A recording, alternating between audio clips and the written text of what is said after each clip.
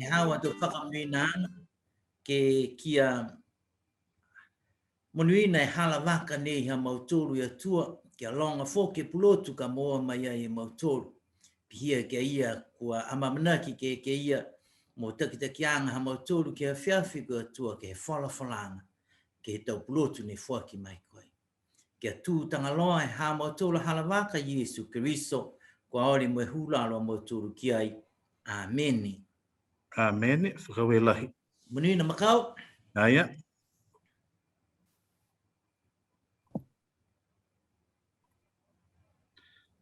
I would like to formally introduce our presenter for today for Tagata Pulotu seminar number 4. Cora-Allan Wickliffe is a multidisciplinary artist of Māori and Niue descent and originally from Waitakere. And in recent years, her practice has focused on her efforts to revive the art form of hiapo. Prior to this, she completed her Masters in Visual Art and Design and Performance from AUT in 2013, and also receiving a AUT Postgraduate Dean's Award for her research. She has exhibited her work throughout Aotearoa, New Zealand, and internationally, including Australia, Niue, England, and Canada. Her work is a part of major collections, including the Museum of New Zealand, Te Papa Tongarewa, and Auckland War Memorial Museum, and the Wallace Arts Trust. Cora-Allan was recently awarded a McCahon House Residency, the Creative New Zealand Pacific Heritage Artist Award in 2020, and received the annual arts grant funding to focus full-time on her hiapo practice in 2021. She works from her home studio in Swanson, West Auckland, as also a founding member of BC Collective. Pasi mai, ke hatu tōrua pulotu ia ko Cora-Allan Wickliffe ke lata ia mai mga hoa whiawhine.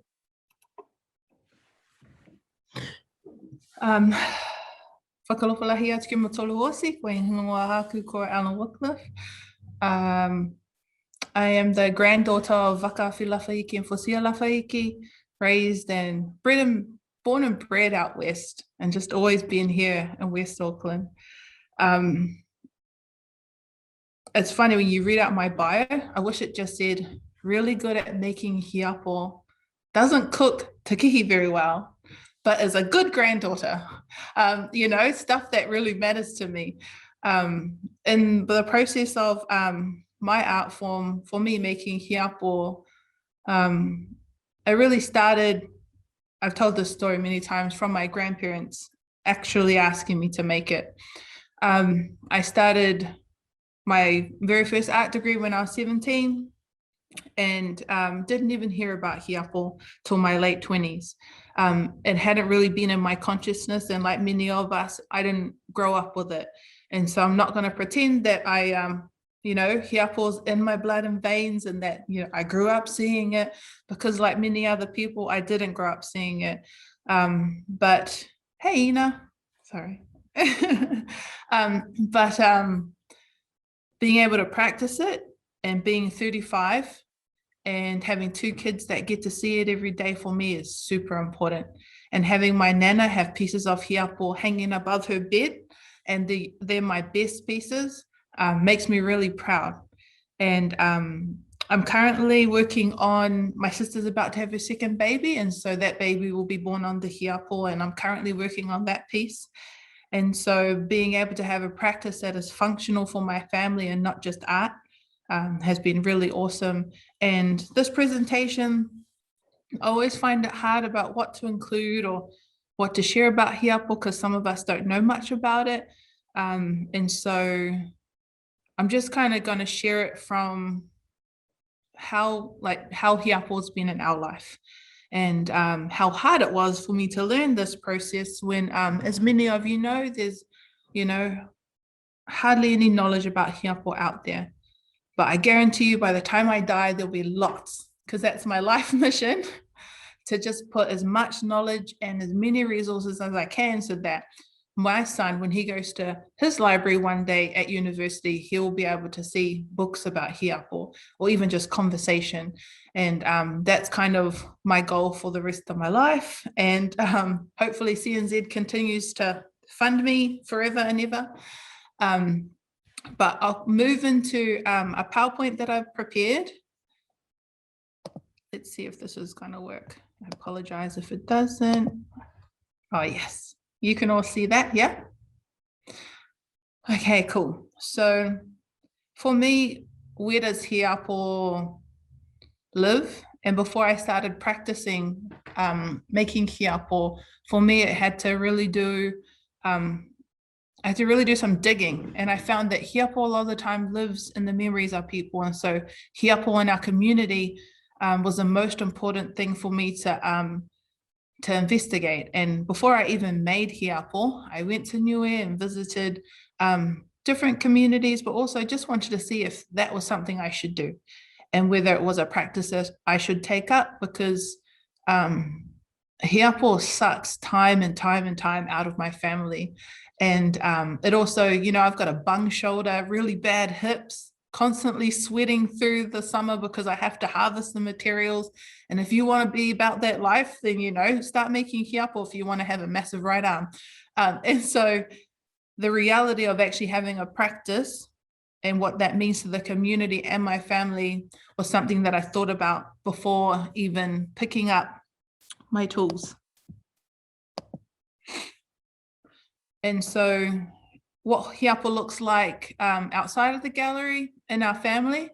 The picture on the left are my two sons, Wakia, Wachipi, and Chaske Washte, and those are sipota that I've made for them in the future for ceremony. And they were some of the very first pieces I made, because although I do show a lot of my work through art galleries, I wanted to make my sons and my family work first. And the image is my nana. She would kill me if she knew I put that picture up there, because she enjoys seeing the new things I do with my Hijab. And every time she visits, she asks, oh, what are you working on now? And that mask I made I kind of wanted to make it to see if I could make it. And she helped me with the sewing and stuff with it, because I like the idea of making functional objects or objects that mark this time. And just like all the old Hijab that we find in museums, they mark that time in the early 1900s. And, you know, we all know the face mask. That's a part of our reality now. And so in the creation of that, it was just kind of me thinking through, what does Hijab mean now in this time and place? And so during lockdown, I had my son, Wakia, the youngest, who's 1.5 now, and I have a 5-year-old, Chaske Washte, who's the oldest. They saw me make a lot of the time. So I was sitting in the backyard, making under the tree. And for them, the sound of my beating is something that they're used to. And usually I try and beat quietly because they just come running because they want to turn. And like my little one in the picture to the right, he just thinks it's the best. And sometimes, you know, my tools have these massive marks from them slamming too hard. And that's okay, but that's just, you know, that's our life and our lifestyle of making Hijab. Hijab for our family, I'm the main income earner. So my job is making Hijab and making art. That's how we live. That's how I feed my kids. And I'm really proud that I can share when they're older that, you know, all the food that helped you grow this big was from Hijab, was from our art form, from Niue. And my son, I feel bad, I haven't taken them back to Niue, but, you know, since my oldest has been alive, I've been there about 4 or 5 times. And so I always just go to work. And so when I go back to the island, for me, it's just a place where I get to invest and share my knowledge. And so hopefully when the borders open, we can travel as a family, and hopefully I won't be running into the bush trying to collect materials crazy. And so I wanted to just show this picture, because even when I was in Wellington, which is the bottom left picture after doing workshops, some of the curators that visited had commented they had never seen little kids as part of this process. And that's what I want Hiapo to be in the future, as part of their life, part of their lifestyle. And to do that, you know, we have a lot of work to do. And I'll get to the workshop part because I'm going to be teaching more workshops, because I want more families to have the memories that my kids have as well. And also my dad, who was Niuean, he helped make my tools. And I think growing up I have a very strong Māori mother, and growing up with my mum is quite dominant. My dad has come into this light being really, really proud that I've taken on this art form. And so him being able to help as part of my Hiapo process has been real awesome for our relationship. And just, I think it's hard for my mum too, because I'm just hardcore, so proud to be Niuean. And me and dad always like, choo, at home. And she's just like, oh yeah, settle down in the corner there. And so, you know, that for me has been such a cool part of my practice. But in saying that, the last time I was in Niue was 2019. It feels so long ago, and that was at the Arts Festival that some of you online were at as well, and where I met Yata as well, and Jess. And that time was such a it just went so fast. And that's when I took the biggest body of my work that I had at the time to Niue and showed as much Hiapo as I could.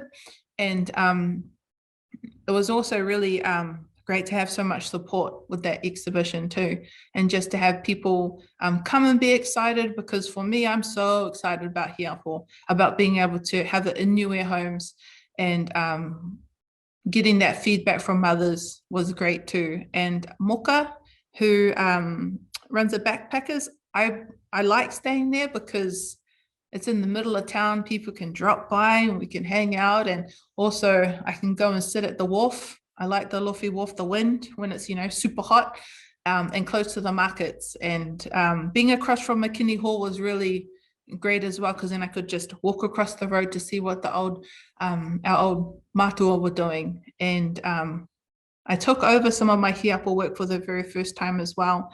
And one of the ladies actually put on my siputa. She just grabbed it, chucked it on, started dancing around. And being able to see that back on the island is also another little win for my practice, I feel. I get asked a lot about how I learned about Hiapo and how all the knowledge came. A lot of my practice actually started in the museums. And so I've been to the museums here in Auckland, Wellington, and in Melbourne. I get asked a lot by other museums overseas to contribute to what, you know, maybe a possible Niuean exhibition, because they don't have anyone. And then I'll put my hand up and try and tell them how great Hiapo is, just so we could, you know, kind of slip in there, because a lot of the times we do fall under the radar. You know, ngatu, siapo, masi, kapa from Hawaii, that all gets publicized. And I feel like Hiapo has always been the kind of under the radar bark cloth art form. And especially like the work that I know that Zora and Kirsten were always doing with Hiapo printmaking workshops, that just starts to leak into other people's consciousness that Hiapo is alive and is present.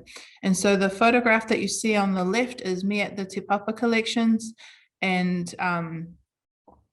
those visits for me are key, not just to my relationship with the staff there, but key to my knowledge, to always be looking at pieces, to always be analyzing just patterns, figuring out like why are they that big, how are they made. I know most of that knowledge, but sometimes, like in a recent visit, I discovered a stitching on one of the siputa collars, and they'd never seen that before. And because I'm a maker, I recognized it. And so they were able to write down the details of that. And so being able to pick up little things like that has been real helpful to contribute to the knowledge of Hiapo that's inside the museum at the moment. The picture on the right is me making Hiapo at scale. So all the Hiapo I make now is usually the same scale as the pieces that were traditionally made, like the one on the left in the museum. As you can see, My dining room table wasn't big enough for hiapo, but that was our old house. We currently live in an old renovated church. And so the biggest piece I've made to date is 3.5 by 2.8 meters. And so I'm able to make at scale, which for me is painful. I'm not even gonna lie. Making it that kind of scale is not that fun, but when I stop and look back at what I've achieved, that feeling is just amazing. I know you're online, Jess, and you see yourself. And so this is a picture of Jess Pasisi and her family, and that is her wearing a sipota. From my knowledge, it is the very first time a sipota has been worn, walking across the stage with someone who's Niuean, who graduated with their PhD. You know, moments of my practice always remind me that these are firsts. These are the first time people are going to engage with hiapo, and seeing an academic wearing hiapo, you know, that status of wearing it is what, for me, my practice is about. That's where I want my work to live, in these moments. And I remember Jess being at my house and going to give it to her, and I hadn't quite finished cutting the tassels, and I was like, oh, trying to like hurry, because I wanted to offer something so special to someone who's given so much of her time, so much of her talents to our community. And being able to see it, I saw a picture of Jess sitting next to someone with a korowai, and seeing a korowai and a sipota together at a, you know, a Waikato graduation. I don't even know how to describe the feeling, but all the awards don't even compare to that. And on the right is a sipota that was used for hair cutting, and that's Grayson's sipota that I made. His mum contacted me through one of the lockdowns, and she prepared, and he was able to have that also at his daycare graduation. And so now my practice isn't just being offered in art exhibitions or just, you know, in our households. It's being seen, the world can see it at graduations, at daycares. You know, those kids that saw him wearing that sipota at the daycare wouldn't ever have seen it before. And so continuing to make, you know, history and be the first to do these things is a really exciting part of my practice. I'm at the back in the middle, hiding behind everyone. And this is an image of me winning an award, and Heritage Artist Award. And so the awards highlight people who work in those art forms. And I've spoken about this before, and, you know, I got it for reviving the art form of hiapo. But for me, revival holds a lot of weight. And I just think I brought hiapo back into the light. Hiapo comes in and out of consciousness. It has throughout the different decades. Different people have revived hiapo in their own ways by making it for art or possibly for adornment. But for me, that term, I find it really challenging. And so I'd prefer to say that I have brought hiapo into the light of, you know, our present day, and that it's now in our communities. And that's how I see my practice, as just a continuation of that journey. A family, the Crosses, so Ahi and Mark Cross, their daughter Corin Cross, gave me her journal from their hiapo period where they made for a year. And that journey itself too is, for me, really important to acknowledge, because that is a part of the hiapo journey and hiapo story. And so hiapo doesn't just kind of rest on my shoulders, but my practice and focus was different from theirs. And so and also I'm a lot older. Corin, you know, she had a crack at it when she was in her teens. And so it's a lot different from someone in their 30s practicing it and the kind of devotion you can give. And so, you know, I just want to acknowledge their family and the work that they've done with hiapo. And so the award actually enabled me to mentor and create some tools with my cousins. And I try and use, as much as I can, any kind of funds that come my way to develop the art form, because like many people who do carving or who do weaving, you know, it's not that easy to constantly be making and selling work. And also you know, you put your blood, sweat and tears into stuff. You don't want to just sell it off.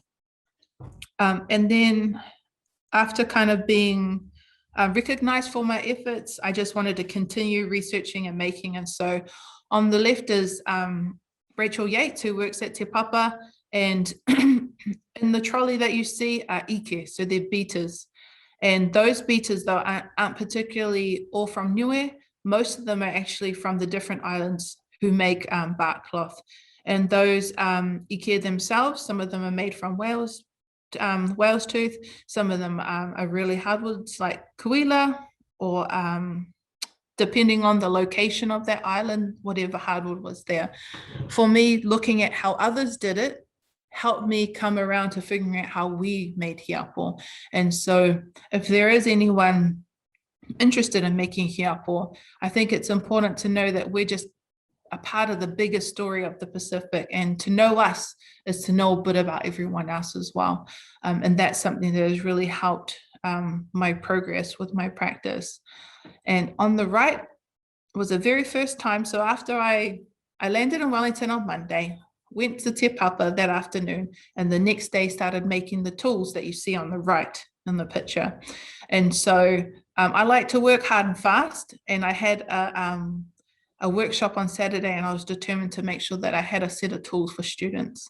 And through the making and looking at ike, I discovered that some tools are way too heavy for students to use, especially with the kind of materials I have. So it's all dehydrated, it's not fresh, which makes it harder to make. And the workshop that I held in Wellington, it like booked out in a few hours overnight, and I didn't expect the need or the excitement of hiapo to be that much. And so making the tools was an exciting part of the process. And so next year I'll be running a workshop for teaching tools, so you can make your own tools as well. A toolkit looks like this.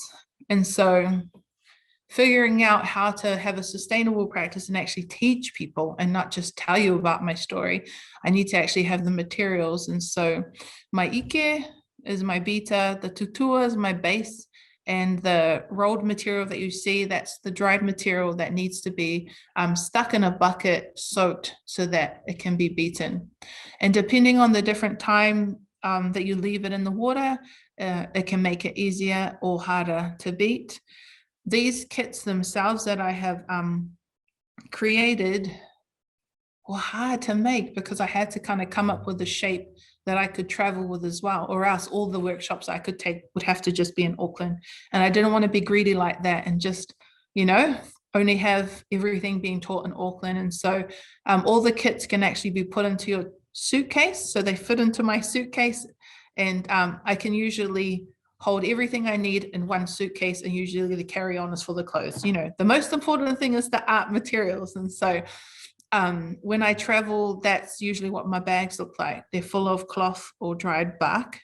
The ike that I made for my time in Wellington, I actually left a set with Ina, so that when I travel down again, we can just run a workshop straight away and I won't have to carry everything, which is kind of something that I want. If I put little toolkits in different places, I can just move around and teach, which is something that I'm looking at doing in the future.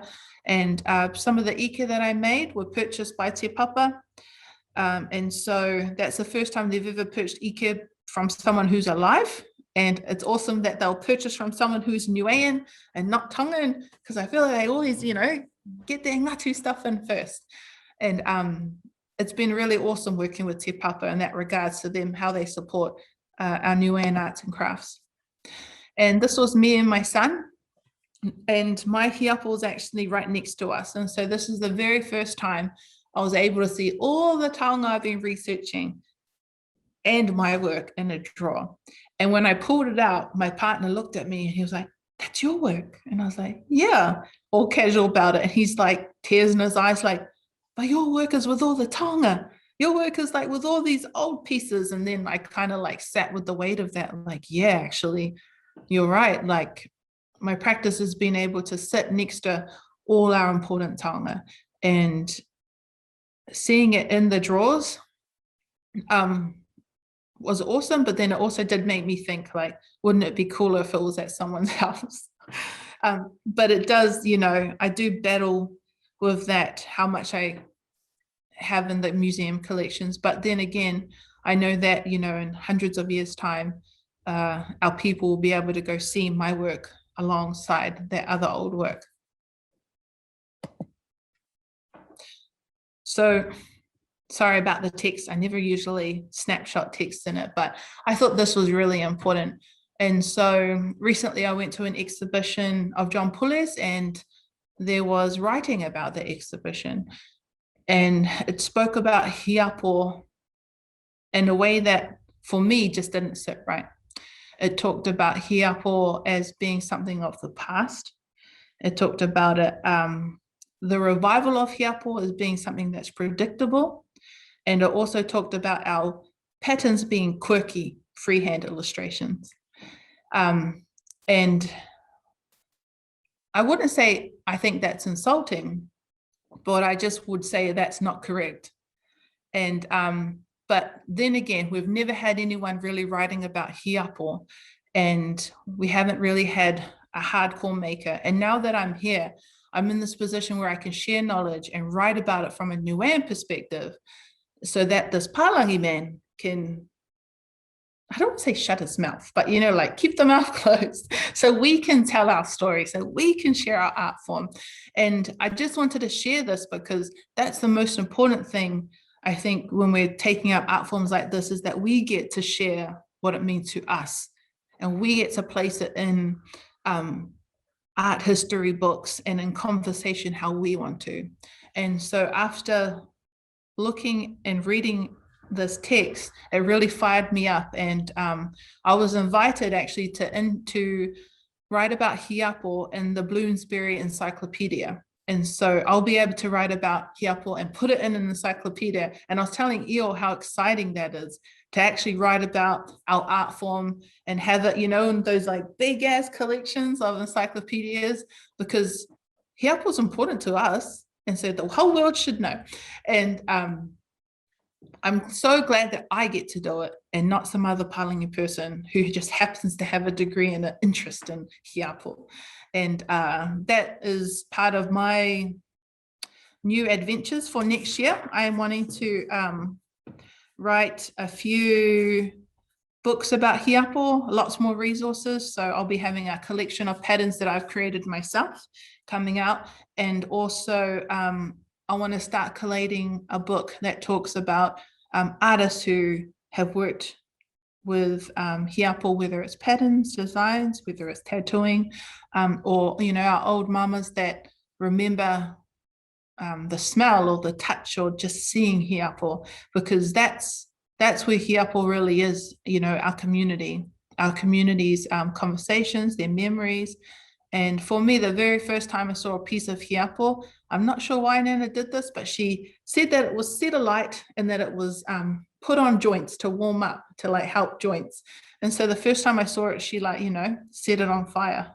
And for me, that was weird, but for her, that was just normal, because this is how she experiences Hiapo. And so those little stories, I think, are super rich and something that I want to share.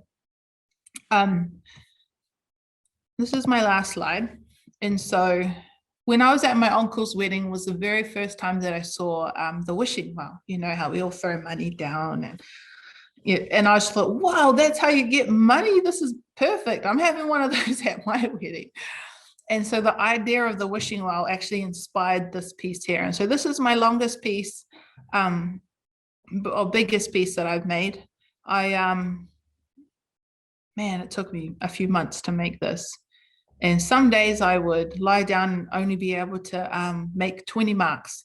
And then one day I filled out like 3/4 of the middle. And so, you know, I'm a true artist. I guess my feelings and emotions really dictate how I'm going to make. But this work has been chosen for the National Contemporary Art Awards as a finalist. I don't think we've ever had Hiapo in a competition like this. And so for me, actually, my best and big piece that I've made so far makes me super proud. And the idea of the wishing well too. I think there's, you know, this idea of a place where people can put their wishes into, whether it's a fountain or a rock and you kiss it, but there's places for people's wishes. And that's what this work for me is about. It was made in a time where we're all wishing to see our homelands, our loved ones who have missed burials and birthdays. And this work encapsulates, for me, the things that I've been through in the last few years with COVID. And it also helps to place Hiapo in a space where not just Niueans, but I think that it's accessible to other people to relate to. And so that's also part of my next art journey, is to place Hiapo in a way that other people can relate to it and not just feel, oh, that's something Pacific or that's barkcloth, that's special, but it be a part of their story and maybe something that can help them think about what's going on with them. And that's, I feel like that's been, it's easier said than done for me. It hasn't been an easy part of my practice to try and think about how I can incorporate that into making accessible for others. And maybe it's not meant to be accessible, but for me, I do want my practice to be something that other people from different communities can share and talk about, because the more people know about Hiapo, or even say its name, you know, to speak it out loud, the better. Because I truly think that we are the most beautiful island in the Pacific, and I say that with wholeheartedly. And so why not share as much of our art forms as we can? And I like that I'm on a bit of a roll that, you know, every time, I was saying this to Jess, but see, every time, you know, I feel like I win, Niue wins, you know, like, woohoo, we all win together. And so I just want to leave you with that piece. And yeah, it's been definitely a journey, and I know there's lots of hunger for it. And next year, hopefully I'll be able to continue making those slow steps to, so that, you know, one day there'll be a circle of female makers or male makers sitting all together laughing about when, you remember when Hiapo wasn't, you know, practice, and we'll all be laughing about it, because at the moment it's not very fun beating by myself. And I know that I've heard from other barkcloth makers that they're like, oh, don't you love singing the songs when you're, you know, making with other people? And I'm like, oh yeah, like I don't get that yet. And so I do look forward to the women in my family taking up the practice first, and you know, sitting next to me so that we can cackle and share stories while making cloth. Because I just want to reiterate, for me, it is just about our people and how we share that knowledge. But I just want to leave it at that, and whakaue lahi for your time, and appreciate everyone's ears. I feel like I've been talking way too much, but yeah. Whakaue lahi masora ki hau atau loto matala me te pulotu, pasi mai ki alata mo ia. Mga ahonei tuku atu ki tau toru, ko haine e whaihuhu. I think Annette's got one or two questions that she's popped in the chat bubble there. She was asking in regards to the emotions with Hiapo, I think.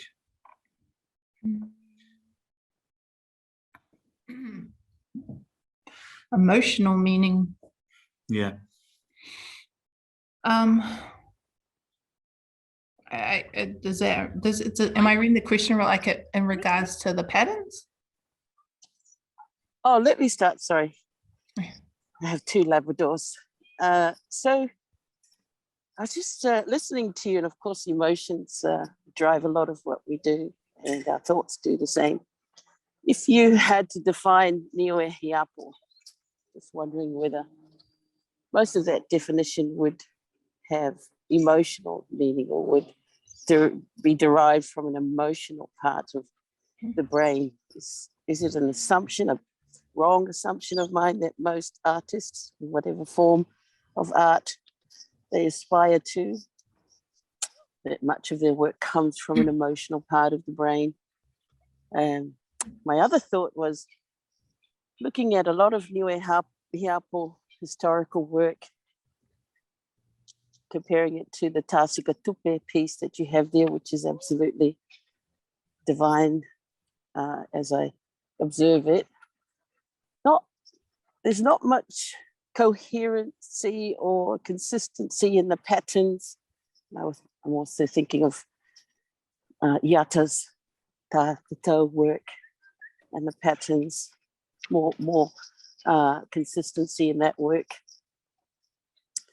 So I'm wondering about the emotions and the social contexts in which the historical hiapo have been designed. I just think recently we had the ngutuumu, what happens as we are whaiumu, and the social context there and all of the social activities, interactions, the richness in the relationships.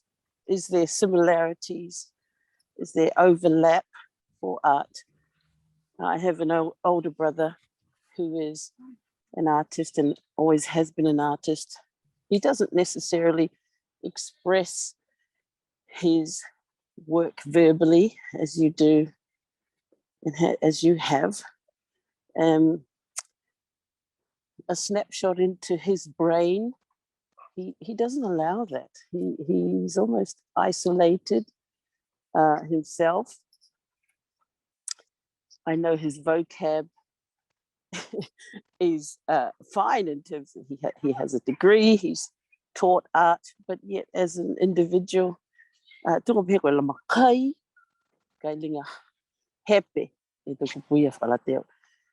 almost like he reserves that part of his emotions, his thinking as he's creating artwork to himself or to a very minute group of people.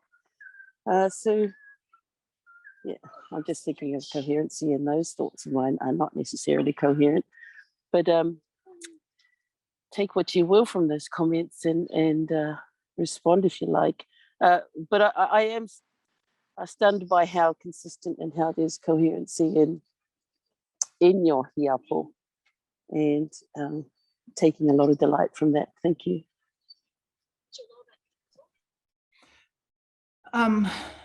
It's funny you say that, like, you know, the consistent, coherent patterns, because I understand what you mean.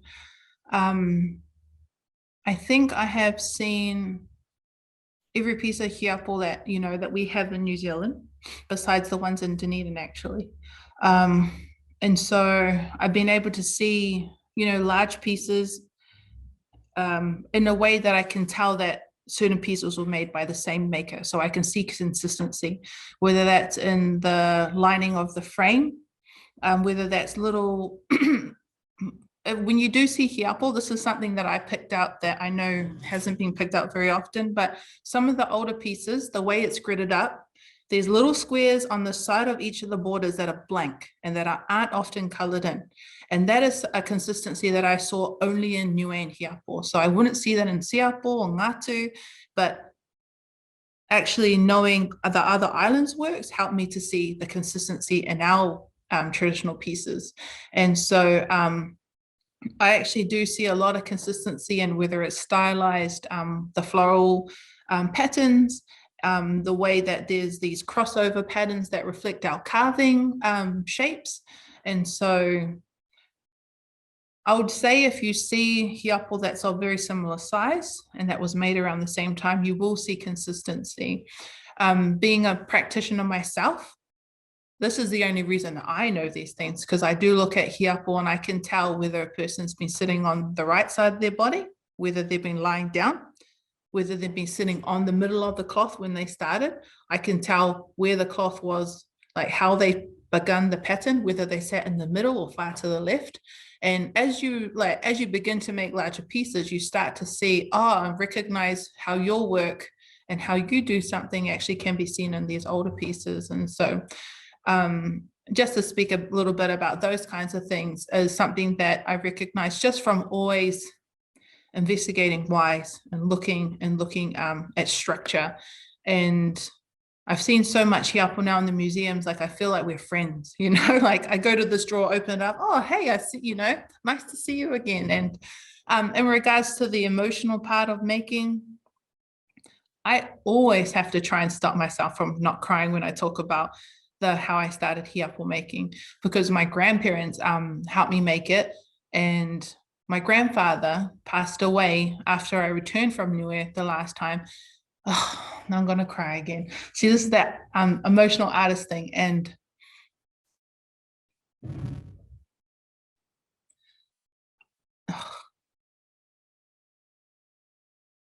I was able to make his hiapo for him. His body was wrapped up in hiapo. And oh man, I told myself I wasn't gonna cry if I brought this up, because for me that's where it starts. And knowing patterns and knowing the knowledge is fine, but being able to actually create hiapo that's for someone's body when they pass, and using patterns that relate to them and their life from their village, or whether it's from the life they led, is, you know, a huge weight. You can't make art like that and stick in an exhibition, but when you make something for your father or mother, or whether it's your sons, that's where, for me, my emotion lies in those pieces. And so the piece I'm currently making for my sister and for her baby is that's their first child that they've been able to have outside of using IVF kind of treatments. And so for them, the piece that I will give them is just as important, you know, it's a miracle baby for them. And so, yeah, man, my emotions are 100% tied to my practice, and and the energy I have at the time, I put directly into it. And I've written a poem for the piece of hiapo that I'm currently making. And I always think about all the words that I'm using, that I've used in that poem, because I'm just pushing that into the work. Because I want, you know, that, because my sister's having a girl, I want her to grow up carrying her bark and ink, carrying my knowledge through her practice. And I'm putting that straight into my works. And so what I'm currently doing is, yeah, it's highly emotional for me, and I'm not one to cry, but honestly, since I started making hiapo, all I do is cry at presentations. It's like, you know, it's like a thing.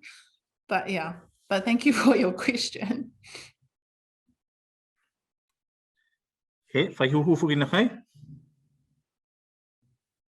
Yeah, I just had a question that came into mind. So is hiapo making gender specific? Is that only for females?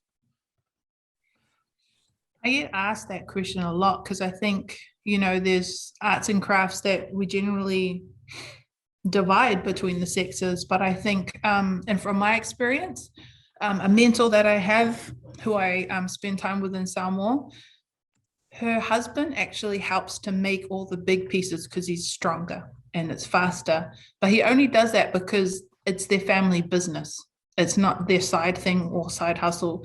It's the thing that makes them, you know, money. And so I think, you know, like any other family where you can contribute and help, why wouldn't you? You know, if there's someone who's able, jump in and practice. And if they've got time. And my partner, Daniel, he's Native American. He always asks, can I help?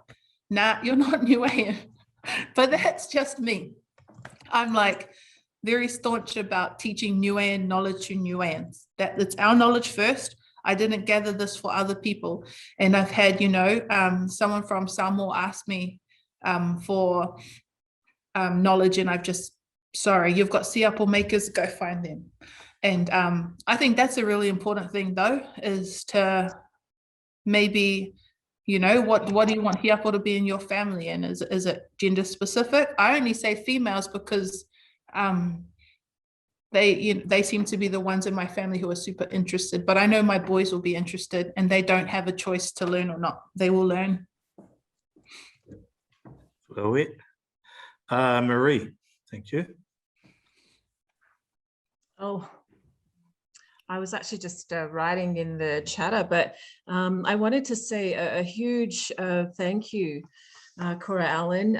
I've absolutely loved your presentation, and you know, I'm guilty of not knowing much about hiapo. So I know that my parents have a hiapo piece in their lounge room, but until this day, until today, I didn't know much about it. And I really believe you have such a wonderful gift, and you've got a lovely heart. And I look forward to getting to know you better.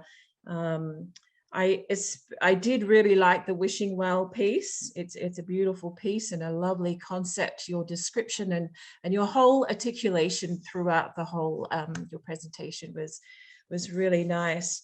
But I wondered as I was listening to you, where do you get your inspiration from, other than your children and other than your partner and Niuean people and the Māoris, and your mum and your dad, different cultures?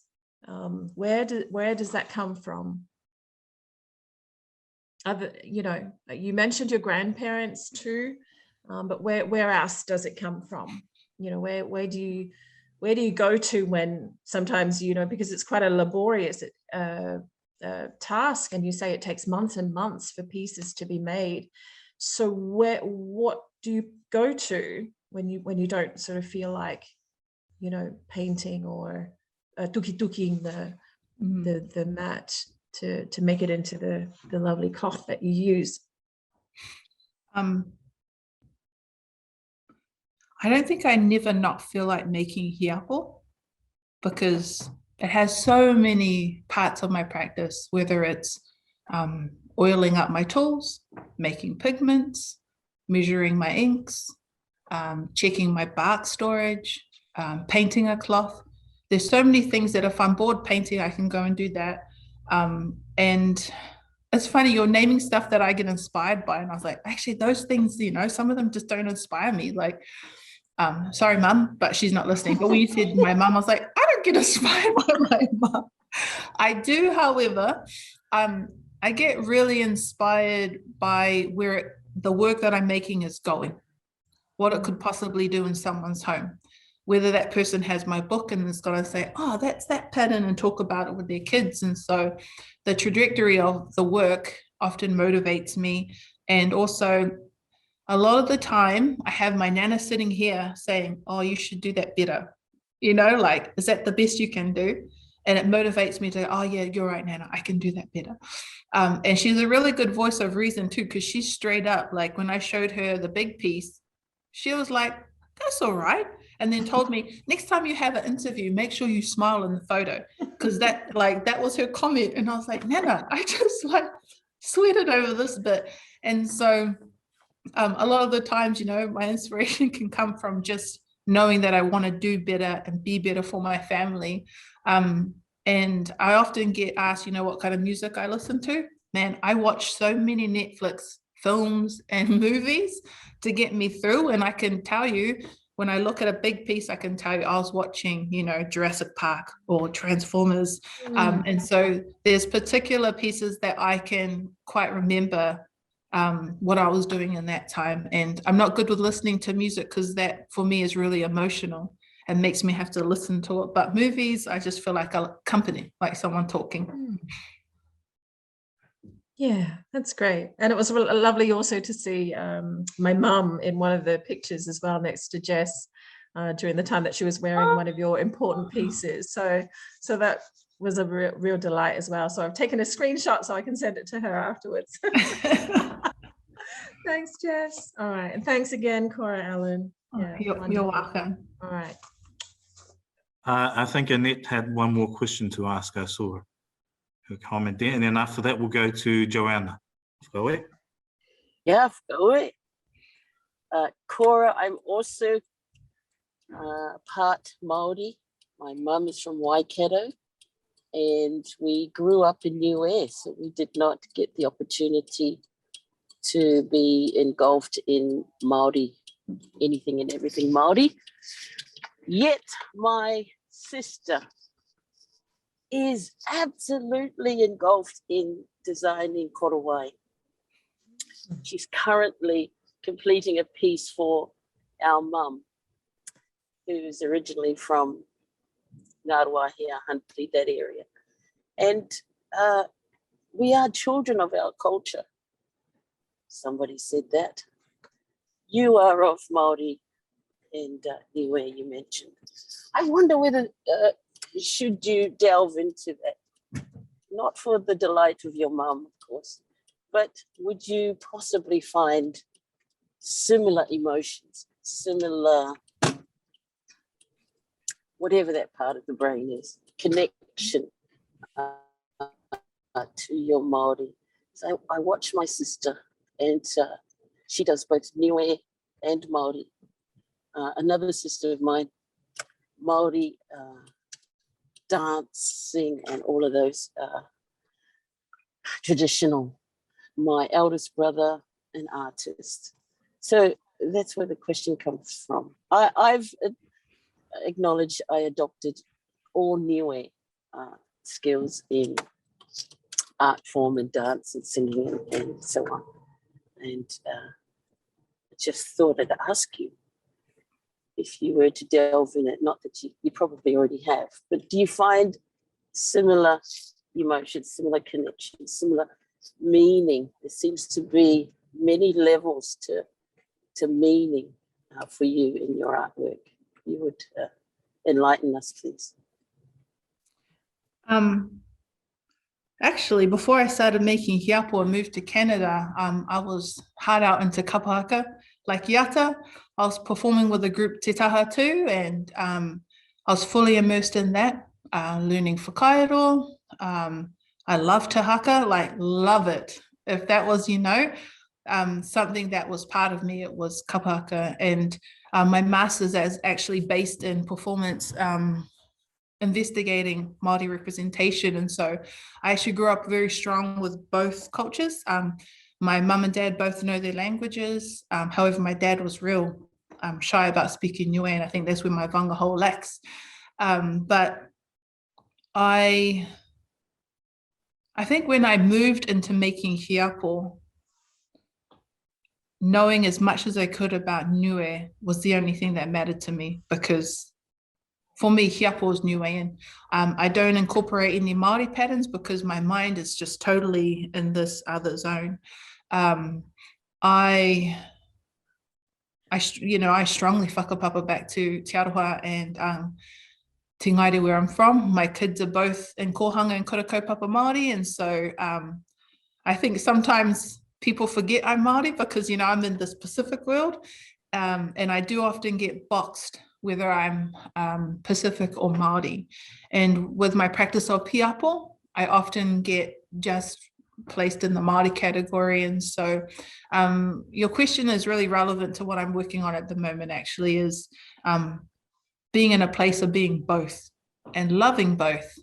And I do know that I'm really close to my dad, and anyone who follows me and knows me, like, my dad is a huge part of my life, because we joke around a lot together and we're quite good friends. And I think that's also too why I lean into my Niuean side. And so Wickliffe is actually my mother's maiden name. And that has been something that I'm really interested in pigments. And so at the moment I'm looking at whenua pigments. So combining my knowledge of Māori use of paints and land, and painting those pigments into some of my hiapo works, but they don't tend to be the traditional ones. I keep them very separate. And that's just me investigating both sides because it feels right. Not because there's this huge need, but because I really like making paints from different whenua and different color palettes. But yeah, I do often lean more into my Niuean side, just because I know growing up, being Niuean wasn't very popular in my family. And so as an adult, because my mom was so strong in our Māoriness, and so now being an adult, I'm really happy to be, to feel real connected to both sides. And it sounds silly, but when I'm, on the marae, I'm Māori, very much I can fit in there, but then when I'm in Niue, I can fit in this world too. And I played for, it's funny, I found my old Niue netball shirt, and having memories from back in those times remind me that I was raised and I did kapahaka and I did Niue performance. And so I'm really lucky, like probably other people, to have strong roots in both. But just like Yata, my art practice can take me in and out of those worlds, just kind of as I choose. Okay. Brilliant. Tuku atu he mga honegi a koe ma Joe, whea koe? Alawhalahi atu ke te tolu ki he mamea nei. Whakau ke whakalawhi atua kua mai ki ke kisia, me whilewea, mua atu kia koe ma Cora. Whakawela mahaki. Thank you very much for sharing so much of your life and passion to Hiapo. I've got this book, I think it's it's Patterns of Polynesia. It's got Niue on it. It's by Elsa Robertson. And it does show a big difference of the Niue and the other island groups, but sometimes it's sort of a overlap of some of the pieces. Why I asked was, is there a particular pattern, say if for a female, and whatever age group, and also a piece a male would use for if they were to wear, like a malo, and it said it was a malo or tui from a bark cloth. Yeah, I just wanted to ask that, but it's been such a enlightening day, just listening and sharing, and listening to your sharing. I did visit the museum here in Sydney, and they have a lot of artwork dated way back, and I think it's a good time back to go back and visit. Of course, we weren't allowed to take photos, but having, being here, listening to your presentation, it just takes me back. And also it's a highlight just to see the difference, because nowadays, our generation is wanting all sorts of patterns, whatever, on their bodies. And for Niueans, for the generation, is there been questions about, I want this sort of tattoo on my, and it's just a mixture. So we don't really know, okay, tama Niue ako, with tama Samoa ako, with tama Maori ako, just to show, like, the Samoans, they would have it around the wrist, or, the arm. Yeah, so there are a lot of patterns that have come out. So this is really highlighting what is actually Niue and what has been the changes that has been throughout the time. Thank you for sharing your Niue and Maori history and the mana of your people from Niue. Thank you. I just in regards to your male female, I think even just that male female, what that is can be very westernized, and looking at patterns, and we may see very kind of feminine shapes, but they could be maybe worn by anyone. I feel like for me, that was a question that I always had thinking about in the back of my mind, and that's why I'm wanting to, in the next year, create patterns that relate to me and my context, and to possibly some of ours. And like as we mentioned, you can't really look at a Hiapo and go, that's a male pattern, it means that's a man, and this is maybe a young woman. And after a Zoom hui that I did earlier this year, this lady, Tina Ngata, she talked about this pattern called the tears of the albatross that Māori have. And when she said that, I was like, wow, why don't we have patterns like that?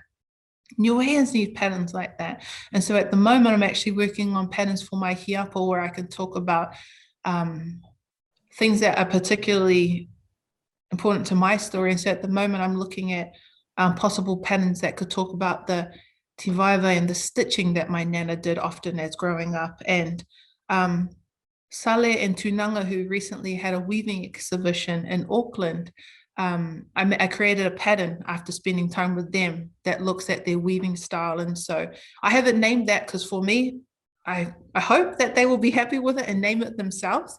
But that for me is a part of the journey of Hiapo too, is creating patterns that could possibly be a part of our present and have our own people name them, so then we can tell the story of where they're from and actually be 100% certain.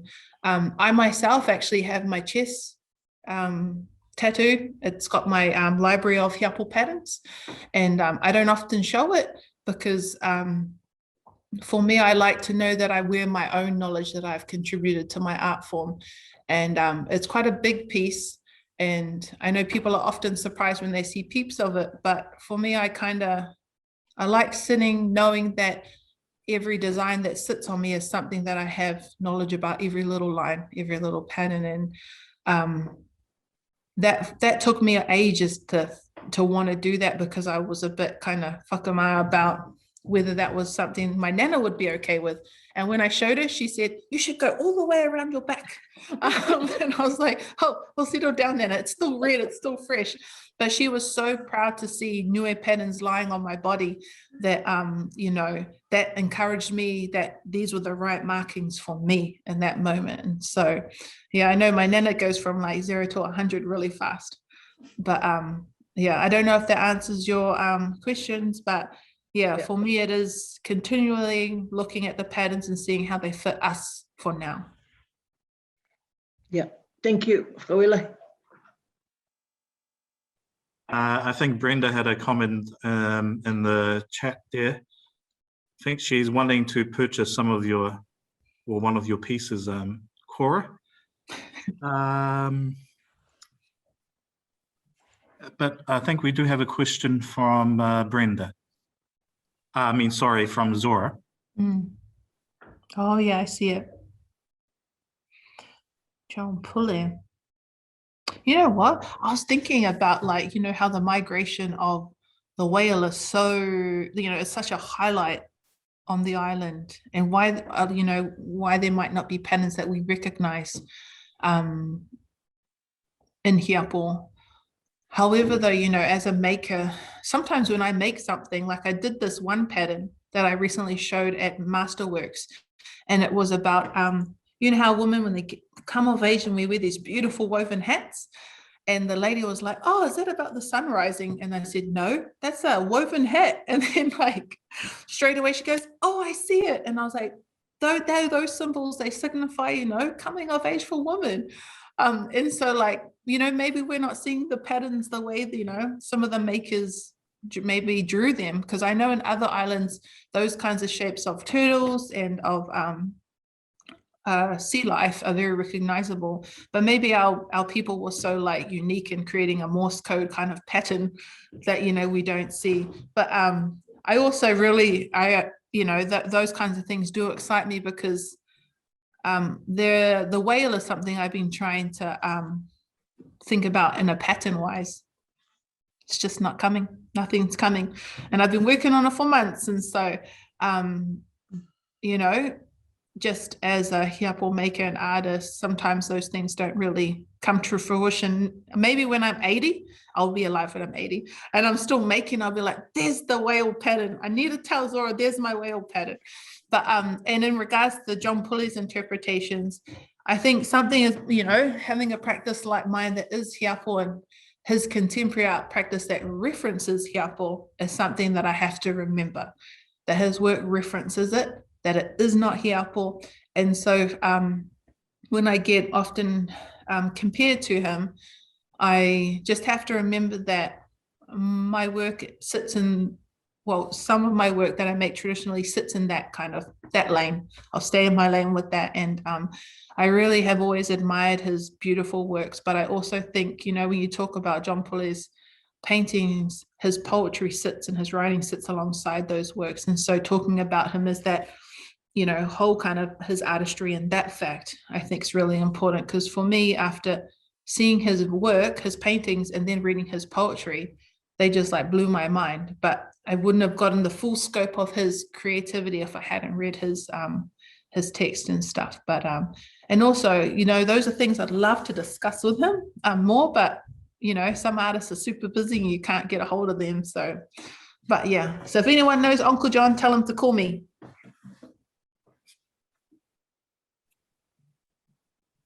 Okay. Whaihuhu kina kai? I think Brenda put another comment in the chat as well. If you see me on Instagram, Brenda, flick me a message and I'll try and find something you like.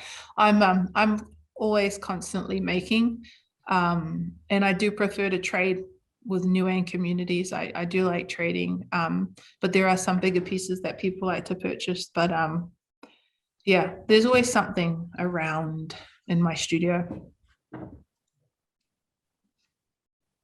Okay. Diwa te huhu mo nei, fuhai fuki nei whai huhu. Kai whai kua whakausi ta tau ganata me ahu nei. Okay, whai huhu, whai tagata ni whai huhu ka koe ina? Yeah. Ina, tuko ati ka hai. Kawelahi mananga. Kawelahi fuki ma Cora ke he haua whalawhalanga. I te kumkumiang hau moe lali ke liuwhawhang mai a te tōru hapo. Yeah, thank you so much, Cora. While I've been listening to your presentation and I've had discussions with you in the past, I always think about the sustainability of the art form because I've seen with a lot of things in Niuega, and because the number of people that we have, so there could be a resurgence of this particular art form and then it fizzles away with whoever's practicing it, and also the influence of colonization on our art forms, because we make things fit for purpose, and when those elements are taken away, and you know, because easier to access fabrics and stuff like that, we also lose our art forms. How do we like sustain the interest in Hiapo, and also, is this an art form that we keep within just our families, within our villages, or is it something that we as like a nation need to embrace? So there are more people, because I've seen with our Tongan communities, you know, they always practice with a few people working on one piece. Some people have carved, or some people use patterns that they put, I think, tanu sticks together and then they use that. But for ours, because it's freehand, it really comes down to the individual and how they're feeling at that time, or what patterns they're aware of. So I was just thinking in terms of sustaining the practice, what would be the best way forward? Go ahead. You know, that's something that I always kind of put in my application for CNZ, to have a sustainable practice, because that's one thing our heritage art forms from the Pacific struggle to do, is having enough materials to make whatever you're making, whether it's the wood or the pandanus. And for me, when I go to harvest at the islands, I'm an over planner, so I always make sure I have enough material for a couple of years.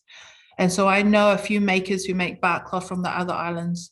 A few of them ran out and they came to me because I'm the only one who had enough stored away. And one of them laughed because I pulled out this big black sack of dried material and I was like, do you want some here? And she's like, how do you have all that? And for me, it's, you know, I just want to make sure that I have enough material too to make mistakes, to make those in-case pieces, because someone's son's turned 21 and I need to quickly bang something out. But it's not easy. And so without the access of the islands, you know, being able to go back so easily, my stores are getting low. And so I'm really careful about how I'm making at the moment. And for me, with this kind of practice, I'm not willing to use contemporary materials. I'm not willing to use other things that look like hiapo, because I just want to make the cloth. And that's where I kind of sit with that. And however, I have been looking at alternatives in regards to inks, because my ink storage is getting low. And so I usually burn the tui candle nut and I collect those from liku. And because I haven't been able to do that, I've actually started using Kodi gum. And that's just as sooty as the tui candle nuts. But the Kodi gum itself is so smelly, like real strong. And I've kind of just worked out ways where I can't make dyes or materials in Niue, so what am I going to use here that's still natural and still something I'm able to just source? And so trying to figure out those kinds of things in my practice has been a little bit tricky, but I know there's plenty of ways to get the materials that I need from the island, because I'm a firm believer that purchasing the materials from someone else who harvests it is just as good as like harvesting it yourself, because you're supporting someone else's family business. Because I know in my Fijian friend, she gets a lady who lives a 24-hour boat ride from the main island. She makes the dye that she uses here in New Zealand, because she supports this older lady through the purchasing of that. And so that is always something I think about as well, is how we can offer those who still live back home some kind of finances in this art form as well. So, but yeah, I'm with you with that. Colonization came with the cotton, and then everyone was like, oh, we'll just wear t-shirts, you know, but that is, I think, a really important thing to remember too about the loss of some of our art forms. Do you have any up and coming exhibitions or any current exhibitions that you're involved with at the moment?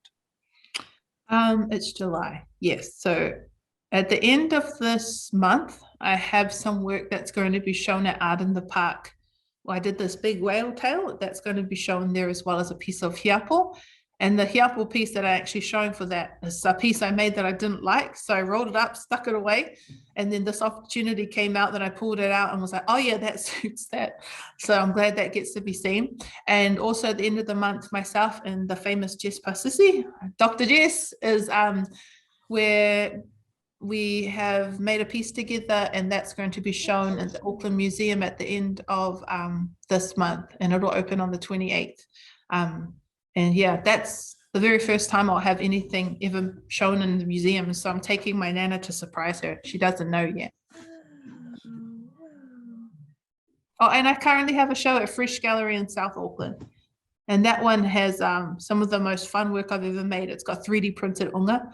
And so they're about like 16 to 20 years old, the size of them. And so I didn't realize how important it was to just even have that object so we could talk about the unga, because people don't know about it, and just talking about its conservation. And so maybe there's something in there, and I could do a show later on.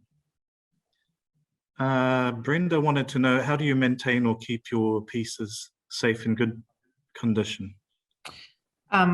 I'm a huge stickler for making sure that all my work is cared for, because I used to work in a gallery, and so everything is kept in boxes or in rolled in tissue, and then put it into, I've got massive planning drawers and also a storage system for rolling.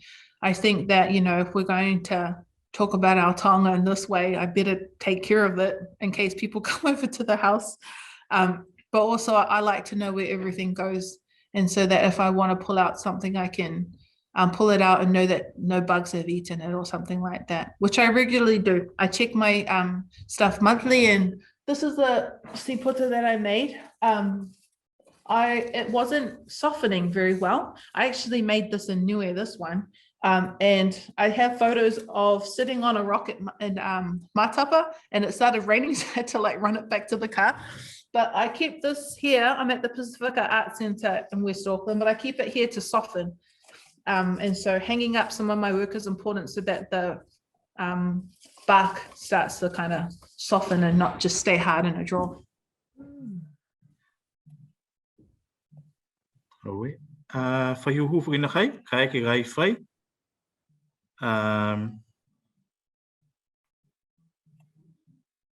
Ai whai ga. Mga hone ma Zora, ma Cora, whakau e lahi ke he mga hau, kia whakamnui nā Tukuitonga hua hau, kia whakatu mau whoki.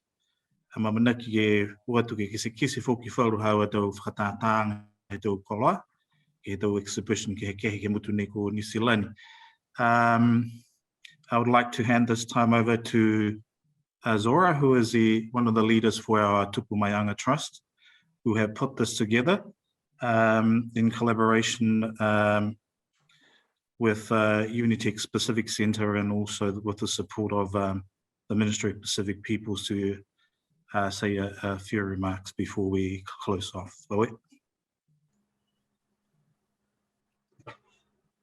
Hello, can you hear me? Okay.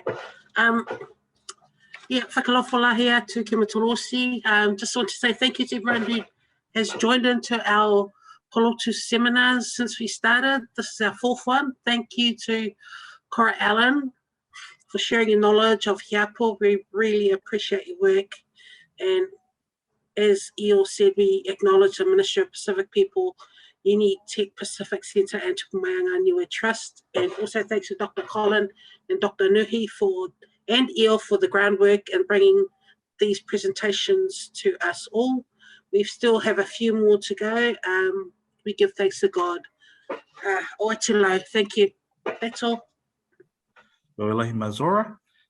Just before I hand it over to our matua whiwhikauinga Leone, next week we'll have the presenter Anthony Livaye, who is a graduate of Victoria University with a master's in architecture. So he'll be talking around Niue buildings and the sorts of materials that they use for their buildings in Niue. So we look forward to Anthony. And the last one after that, the following week, will be from Sam Pelisi, Licky Jackson-Burke, and myself, based on the Takalo project. So we're looking forward to Anthony next week, and the final one the following week with myself and my other colleagues. Ai tuku atu ki ainga he mga hone, ke whakausi mea tu tolu ke he liong whakawela. Whakawela, liong ya tu tolu. Taru melie e Pulotu e atua no ko tulu mai, kia mautolu ko e hawa tau tangata Niue, mai whakatokaanga he tangata Pulotu ko e atua. Ko tawhi mai ai. O e tulu ke tau Pulotu, ke mga huni. A ko tua mai whalana kia mautolu kia koi Yesu Kiriso, ne puna mai ai te whakamnui nang. Ke ingoa hao ko aole mai hulalo a mautolu ki ai, kia tū tangaloa. Amen.